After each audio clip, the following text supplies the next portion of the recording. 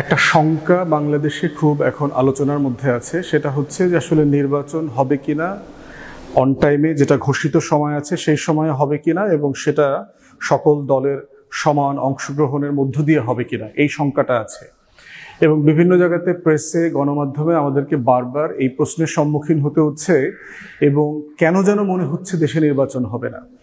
এবং যারা বোধ করছেন এই শঙ্কাটা রয়েছে, তাদের ভিতরে একটা হচ্ছে যে জেনুইন কনসার্ন আছে, আর একটা জায়গা হচ্ছে একটা ষড়যন্ত্র এবং ডিসইনফরমেশন, মিসইনফরমেশন ক্যাম্পেইনের জায়গা আছে। প্রথম জায়গাটা হচ্ছে যে দিল্লি এবং পতিত আওয়ামী স্বৈরাচার জাতীয় পার্টি 14 দলীয় যে গ্যাং, এদের একটা কমন জায়গা আছে যে কন্টিনিউয়াসলি ইউনূস সরকারকে ছোট করা, হেয় করা এবং বলবার চেষ্টা করা যে আসলে তাকে বিশ্বাস করা যায় না, কিছু একটা গোপনে গোপনে হচ্ছে। সে যেহেতু আমেরিকার লোক, কিছু একটা করবার চেষ্টা করতেছে, কোনো না কোনো ফর্মে একটা প্যাচ লাগায় দিবে, হয়তো মানবিক করিডোর দিয়ে রোহিঙ্গার ওইখান থেকে একটা আমেরিকা এবং চায়নার ভিতর একটা ছায়া যুদ্ধ লাগায় দিবে, আমাদের সিকিউরিটি কম্প্রোমাইজ হবে, এবং সেগুলোর মধ্য দিয়ে যেটা হবে যে বাংলাদেশ রাষ্ট্রটা অস্থিতিশীল হয়ে যাবে। তো সেই বাস্তবতাগুলো রয়ে গেছে আর কি এখানে। তো সেখানে আমরা বোধ করছি যে, এবং এই কথাটা বাংলাদেশের গণমাধ্যম, বাংলাদেশের টকশোগুলো যেখানে এখনো আওয়ামী প্রপার ডমিনেন্স রয়ে গেছে, তারা এইটাকে প্রতিদিন রিসাইকেল করে এই কনভারসেশনটাকে। এবং রিসাইকেল করবার কারণে যেটা হয়েছে যে ফ্যাসিবাদ বিরোধী আন্দোলনে সক্রিয় ছিল এমন রাজনৈতিক দলগুলো বারবার এই আলোচনার ভিতরে, এই ফরম্যাটের ভিতরে ঢুকে যাচ্ছে। তাদের মধ্যে একটা শঙ্কা, সংশয় তৈরি হচ্ছে, মনে হয় নির্বাচন হবে না, মনে হয় কিছু একটা ঘটতে যাচ্ছে, মনে হয় এখানে কোনো রাজনীতি, ভূ রাজনীতি এবং বিশ্ব মোড়লদের একটা খেলাধুলা এখানে চলছে।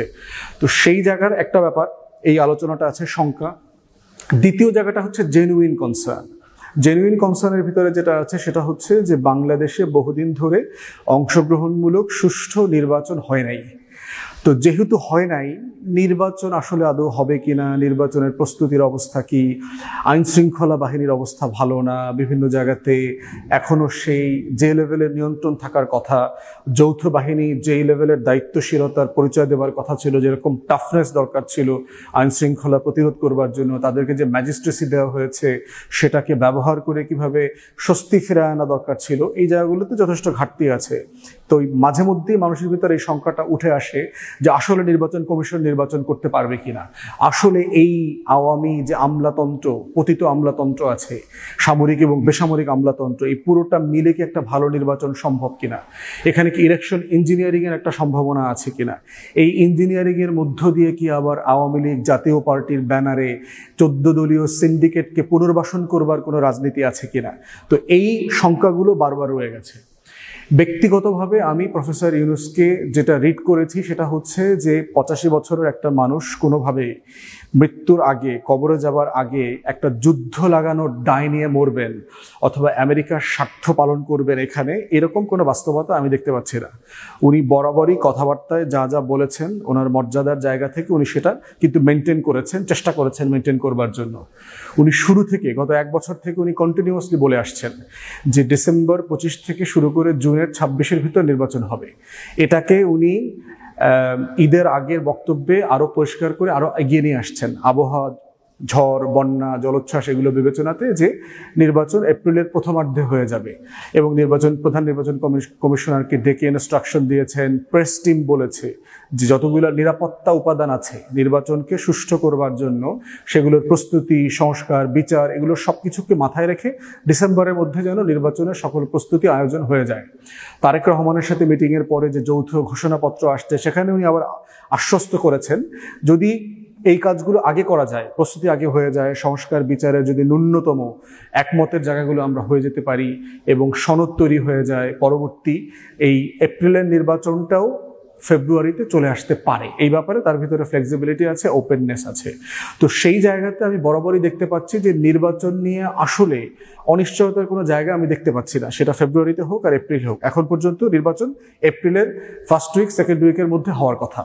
তো সেই জায়গাতে আমি বোধ করছি যে প্রফেসর ইউনূসের শেষ ইচ্ছা কি, উনি আসলে কি করতে চায়। উনি কি আগামীতে সরকার গঠনের প্রক্রিয়ায় থাকতে চায়? উনি তো ইন্টারভিউতে অলরেডি বলেছে যে আমি আর সরকার ফিউচারের কোনো রাজনীতি অথবা সরকারের অংশীদার তিনি হবেন না। সেক্ষেত্রে ওনার শেষ ইচ্ছা কি? উনি বারবার বিভিন্ন জায়গা থেকে আমরা যেটা জেনেছি, ওনার দুইটা শেষ ইচ্ছা আছে। বাংলাদেশে এশিয়ার অথবা বিশ্বের অন্যতম শ্রেষ্ঠ একটা বিশ্ববিদ্যালয় বানানো এবং একটা বড় আধুনিক মানের একটা হাসপাতাল বানানো, যেটা উনি 12-13 সাল থেকে প্রসেস শুরু করেছেন, আবেদন করেছেন।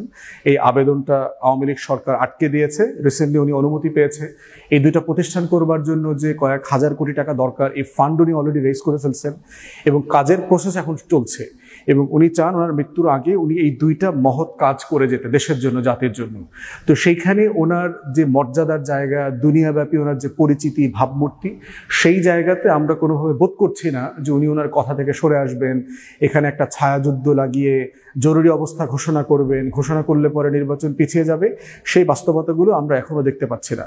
তো সেখানে আমরা বোধ করছি যে প্র্যাকটিক্যালি পিছাইলে অথবা আগাইলে যেই কনসেনসাস, ঐক্যমত্য থাকা দরকার রাজনৈতিক দলগুলোর ভিতরে, অংশীজনগুলোর ভিতরে, সেগুলো যদি হয়, ঘটে, তাহলে সেটা হবে। সকল রাজনৈতিক দল, বিএনপি সহ মিলে যদি মনে করে যে না, এবং অন্তর্বর্তীকালীন সরকারও মনে করে আমার প্রস্তুতি হয়ে গেছে, ডিসেম্বরে নির্বাচন হবে, হবে। আবার যদি সবাই মনে করে যে না, আমরা আরো 2 মাস পিছিয়ে ফেব্রুয়ারিতে করবো, সেটা হতে পারে। যদি এপ্রিলে করতে চায়, সেটা হতে পারে। তো এই ফ্লেক্সিবিলিটি রাখা দরকার। প্রফেসর ইউনূসের উপর আমাদের আস্থাও রাখা দরকার। এই আস্থা মানে এটা না যে অন্তর্বর্তীকালীন সরকারের কোনো ভুল ত্রুটির আমরা সমালোচনা করব না, কোনো অন্যায্য আচরণের সমালোচনা করব না, তা না, সেগুলোও করব। কিন্তু অন্তর্বর্তীকালীন সরকার বুঝতে হবে যে গণ অভ্যুত্থানের আকাঙ্ক্ষার সরকার, লার্জলি মোটা দাগে সে আমাদের সবার আকাঙ্ক্ষাকে রিপ্রেজেন্ট করছেন। সেখানে সময়, বাস্তবতা, প্রাতিষ্ঠানিক যে ভঙ্গুর অবস্থা, বাংলাদেশের প্রত্যেকটা প্রতিষ্ঠানকে যেভাবে ধ্বংস করে দিয়ে গেছে আওয়ামী লীগ, অর্থনীতি ধ্বংস করে দিয়েছে, সেরকম একটা জায়গাকে গৃহযুদ্ধ এড়িয়ে, দুর্ভিক্ষ এড়িয়ে বাংলাদেশকে যে একটা সেফ জার্নির দিকে, একটা বাম্পি রাইডকে সেফ ল্যান্ডিং করা, সেটা করবার কাজ কিন্তু প্রফেসর ইউনূস এবং তার টিম করে যাচ্ছে। তাই সেই কৃতজ্ঞতার জায়গা, সেই ভরসার জায়গা যেন আমরা হারিয়ে না ফেলি। এর মাঝে যেটা যোগ হয়েছে সেটা হচ্ছে ডিপ স্টেট এবং বাংলাদেশকে অস্থিতিশীল করতে চায় এরকম প্রাতিষ্ঠানিক বিভিন্ন ষড়যন্ত্র, যেটার নমুনা আমরা চাঁদাবাজি, হত্যাকাণ্ড, এখানে ওখানে খুন খারাপির ঘটনার মধ্য দিয়ে আমরা দেখতে পাচ্ছি। তো সেগুলোর ব্যাপারে রাজনৈতিক দলকে অত্যন্ত দায়িত্বশীল আচরণ করতে হবে। তাদেরকে মাথায় রাখতে হবে যেন কোনোভাবেই একজনের বিরুদ্ধে আমরা আরেকজন জড়িয়ে না যাই। তাই রাজনৈতিক দল একজন আরেকজনকে সম্মান করা, মর্যাদার জায়গায় রাখা এবং ন্যায্য সমালোচনা করা একজন আরেকজনের, যেখানে যেখানে ন্যায্য সমালোচনা আছে সেটা করতে হবে। তবে ফাঁদে পা দেয়া যাবে না, ডিপ স্টেটের কোনো চক্রান্তে পা দেয়া যাবে না। এটা যেন আমরা মাথায় রাখি। ধন্যবাদ।